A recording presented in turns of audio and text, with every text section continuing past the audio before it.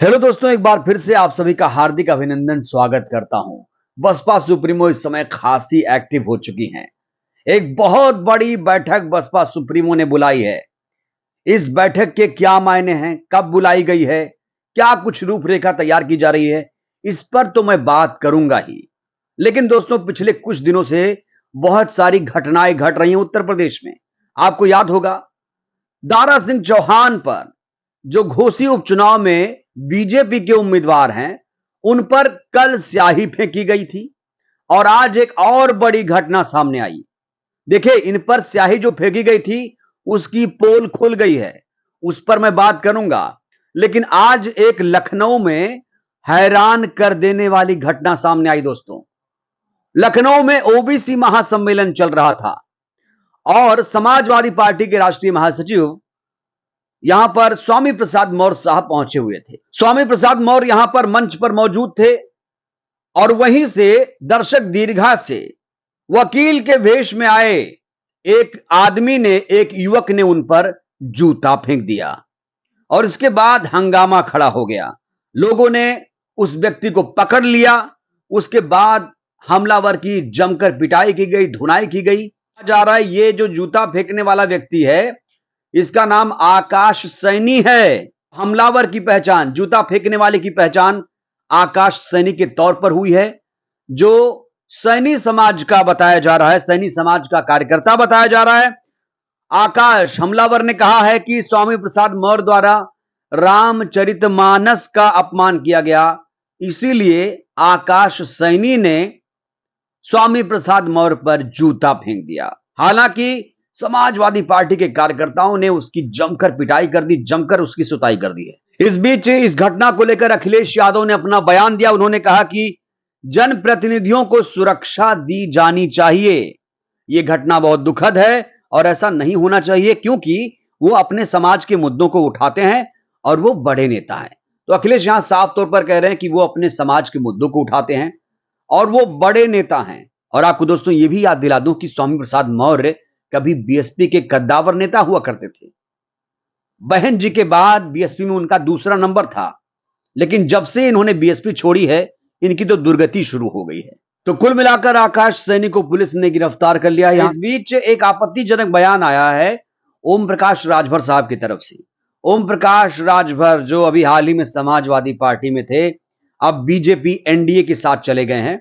उन्होंने एक बहुत बड़ा बयान दिया। उन्होंने कहा कि अहीर को 12 बजे बुद्धि आती है। पूरे यादव समाज को इन्होंने बदनाम करने की कोशिश की और लोग इन पर भी आग बबूला हैं। देखिए, ओम प्रकाश राजभर पलटू राम के नाम से भी जाने जाते हैं। अपने बयानों से पलटते रहे हैं। बयान देकर बोलते हैं मेरा वो जुमला था, और अब ये बयान दे रहे हैं कि अहीर की, यादवों की जो बुद्धि है 12 बजे आती है। इसीलिए परमिंदर अंबर ने लिखा है, अहीर को बुद्धि 12 बजे आती है। ये एक मनुवादी विचार है जो बहुत साल पहले पुरोहितों ने जातियों के बारे में बना रखा था। ये करोड़ों यादवों का अपमान है। मैं योगी जी से ओम प्रकाश राजभर की गिरफ्तारी की मांग करता हूं। ओम प्रकाश राजभर माफी नहीं मांगते हैं तो इन पर देश के अनेक हिस्से में केस कराए जाएंगे, ऐसी भी बात हो रही है। यादवों को अपमानित करने वाले ओम प्रकाश राजभर जी होते कौन हैं? वो अपना और अपने परिवार के लिए पैसा बना रहे हैं। उनकी चिंता में कोई ओबीसी समुदाय नहीं है। ओम प्रकाश राजभर जी के दोनों बेटे उनसे भी बड़े बड़बोले नेता हैं, बड़बोले किस्म के नेता हैं। उनकी भाषा पूरी गली छाप गुंडों की तरह है। तो बहुत ज्यादा नाराजगी है। इस ट्वीट के माध्यम से मैंने आपको बताने की कोशिश की कि जो आपत्तिजनक बयान दिया है इन्होंने, इन पर भी लोग आग बबूला हैं, लोग नाराज हैं। तो आज की ये दो घटनाएं काफी हलचल में हैं। एक घटना जो मैं जिक्र करना चाहता हूं, घोसी उपचुनाव के उम्मीदवार की। मैंने कहा कि 20 अगस्त को दारा सिंह चौहान पर स्याही फेंकी गई थी। अब इसकी पोल खुल गई है। स्याही फेंकने वाला जो है वो सामने आ चुका है और उसने जो खुलासा किया है दोस्तों, वो हैरान कर देने वाला है। तो आपको बता दूं कि घोसी उपचुनाव में बीजेपी प्रत्याशी हैं दारा सिंह चौहान, और इन पर जब स्याही फेंकी गई तो दारा सिंह चौहान ने बयान क्या दिया था वो बहुत ज्यादा महत्वपूर्ण है, क्योंकि जो आरोपी है उसने जो कहा और जो दारा सिंह चौहान कल दावा कर रहे थे उसमें तो जमीन आसमान का अंतर है। तो दारा सिंह चौहान ने कहा था, प्रधानमंत्री मोदी और सीएम योगी के कामों पर घोसी की जनता मुहर लगाने जा रही है। इसी बात की घबराहट समाजवादी पार्टी में देखने को मिल रही है, इसलिए यह काम सपा के लोगों ने किया है। उन्होंने कहा कि यह काम सपा के लोगों ने किया है। दोस्तों जरा गौर करिए। लेकिन दोस्तों अब जो खुलासा हुआ वो हैरान कर देने वाला है, क्योंकि जिसने स्याही फेंकी थी उसने अब थाने में सरेंडर कर दिया है। उसने क्या कहा वो जरा आप सुनिए।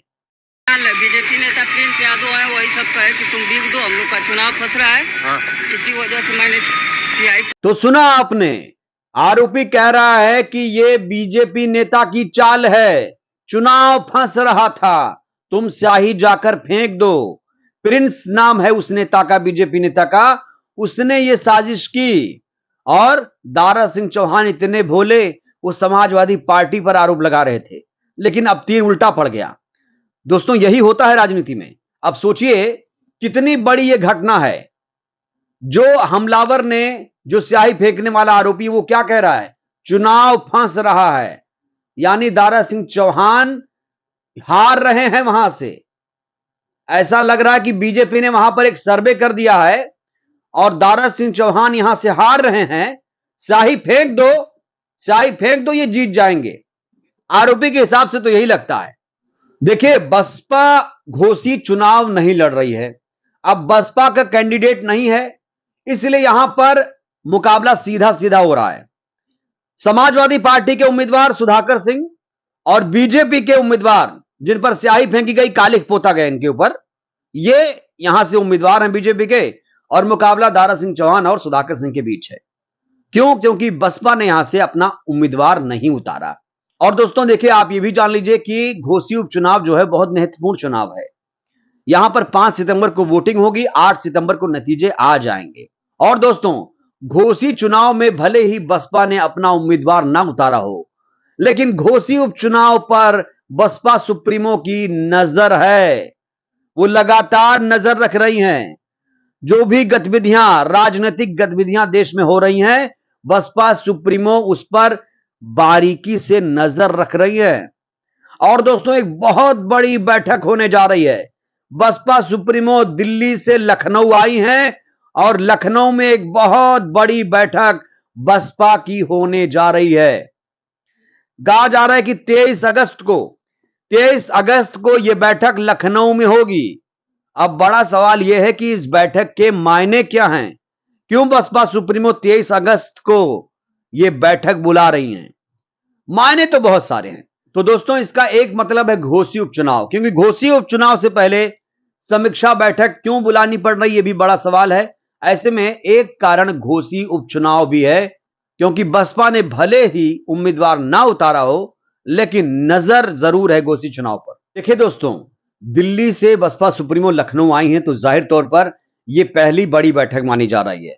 और कहा जा रहा है तमाम जिला अध्यक्ष, पदाधिकारी, कोऑर्डिनेटर इस बैठक में मौजूद रहेंगे और जो काम दिया गया था, समीक्षा होगी काम की, क्योंकि लगातार कार्यों की समीक्षा हो रही है। संगठन कितना मजबूत हुआ, संगठन स्तर पर लोग कितनी मजबूती से काम कर रहे हैं, जो कार्यभार सौंपा गया था क्या उसको सही तरीके से डिलीवरी हो पा रही है, इसको लेकर यह बैठक बेहद ही महत्वपूर्ण है। क्योंकि 2024 से पहले संगठन को और ज्यादा मजबूत किया जा रहा है, बूथ स्तर तक बसपा के कार्यकर्ताओं को, पदाधिकारियों को पहुंचाने की एक कवायद है। तो किसके क्षेत्र में क्या काम हुआ, कहां तक काम हुआ, कैडर कितना मजबूत हुआ, क्या जो कार्यभार सौंपा गया था वो पूरा हो पाया, इसको लेकर जिलेवार समीक्षा बैठक होने जा रही है। क्योंकि दोस्तों बसपा सुप्रीमो इस समय संगठन के कामकाज को लेकर बहुत ज्यादा सीरियस है। वो लगातार बैठक कर रही हैं और इस बैठक को बहुत ज्यादा महत्वपूर्ण माना जा रहा है, क्योंकि जिस तरीके से आप देख रहे हैं कि आकाश आनंद इस समय राजस्थान में पैदल मार्च कर रहे हैं, और हो सकता है आने वाले दिनों में उनका जो मार्च है पूरे देश भर में हो, और उत्तर प्रदेश में खास तौर से उनका पैदल मार्च भी हो सकता है। तो बीएसपी इस समय अपनी ताकत दिखा रही है, अपने कैडर की मजबूती दिखा रही है। कहा जा रहा है कि कुछ पदाधिकारी हटाए जाएंगे, कुछ लगाए जाएंगे। बहुत बड़े बदलाव की भी संकेत है इस समय। देखिए दोस्तों, मैंने कहा कि ये पहली बैठक है लखनऊ में, क्योंकि वो पहले दिल्ली में थी, अब लखनऊ आ चुकी हैं और ऐसे में जो कुछ दिल्ली में हुआ उसको लेकर भी लोगों के साथ बातचीत होगी कि कैसे आगे बढ़ना है, कैसे रणनीति और तगड़ी बनाई जाए। इसको लेकर भी एक रूपरेखा, एक रोड मैप तैयार किया जाएगा। और देखिए दोस्तों, जब भी बीएसपी की समीक्षा बैठक होती है तो बीएसपी सुप्रीमो एक-एक जोन, एक-एक मंडल का लेखा जोखा लेती हैं। जिला अध्यक्षों से राय लेती हैं, उनसे बातचीत करती हैं, उनको जो काम दिया जाता है उसको गंभीरता से परखती हैं कि क्या काम जो दिया गया था वो सही तरीके से हो रहा है। तो दोस्तों, बसपा इस समय बहुत एक्टिव है। बसपा में अब युवाओं को मौका मिल रहा है। बसपा से युवाओं को जोड़ने का काम भी चल रहा है, क्योंकि आकाश आनंद इस समय बसपा के साथ चलने का नारा लगा रहे हैं। बसपा ने हाल ही में एक नारा और दिया कि वोट हमारा, राज तुम्हारा, नहीं चलेगा, नहीं चलेगा। और यह भी कहा कि बसपा के साथ चले, आगे बढ़े। युवाओं को जोड़ रहे हैं आकाश आनंद। और एक कहा जा रहा है कि स्पार्क पैदा कर दिया है। बीएसपी के एक जो कार्यकर्ता हैं रिचार्ज नजर आ रहे हैं। तो दोस्तों, 2024 में कैसे खुद को और ज्यादा मजबूत बनाएं, कैसे किंग मेकर की भूमिका में आए और इंडिया गठबंधन के साथ क्या बीएसपी सुप्रीमो जाएंगे, इसको लेकर भी अभी रणनीति बनाई जा रही है। फिलहाल तो बसपा सुप्रीमो ने कहा है कि हम अकेले ही जाएंगे, लेकिन राजनीति में कोई बयान पत्थर की लकीर नहीं होता है। अपने हिसाब से चीजें बदलती हैं और तटस्थ कोई राजनेता नहीं होता है। परिस्थितियों के हिसाब से वो फैसले लेता है और बसपा सुप्रीमो फैसले लेने में माहिर है। ये तो सब पता है सबको ही। ये तो सबको पता है कि बसपा सुप्रीमो बहुत ही स्ट्रांग फैसले लेती है, क्योंकि बसपा सुप्रीमो इस समय स्थिति में आ चुकी हैं, वो किसी का खेल भी खराब कर सकती हैं। बसपा सुप्रीमो ने यह भी कहा कि हमें मजबूत नहीं मजबूर सरकार चाहिए। मजबूर का मतलब जो जनता के सामने मजबूर हो, यह नहीं कि सीना तान कर खड़ी हो, जनता के काम को देखे, उनके मुद्दों पर बात करे। सीना ताने नहीं कि हां हम मजबूत हैं और जनता के ऊपर अत्याचार हो, ऐसी सरकार नहीं चाहिए। मजबूर रहे वो जनता के सामने जीतने के बाद भी। तो बसपा सुप्रीमो की ये बातें भी लोगों को खासी आकर्षित कर रही हैं। आकाश आनंद उधर युवाओं को जोड़ रहे हैं। बसपा सुप्रीमो 23 अगस्त को समीक्षा बैठक करने जा रही हैं। घोषित चुनाव से पहले यह बैठक हो रही है, इसको भी आपको नोट करने की जरूरत है। तो दोस्तों, ये बहुत बड़ी खबर है, क्योंकि जब से दिल्ली से लखनऊ आई हैं, मंथन मनन हो रहा था। अब 23 अगस्त को तमाम जिला अध्यक्ष, पदाधिकारी, कोऑर्डिनेटर पहुंचेंगे। दोस्तों, 23 अगस्त तक का इंतजार करना पड़ेगा। 23 अगस्त तक का हमें इंतजार करना पड़ेगा।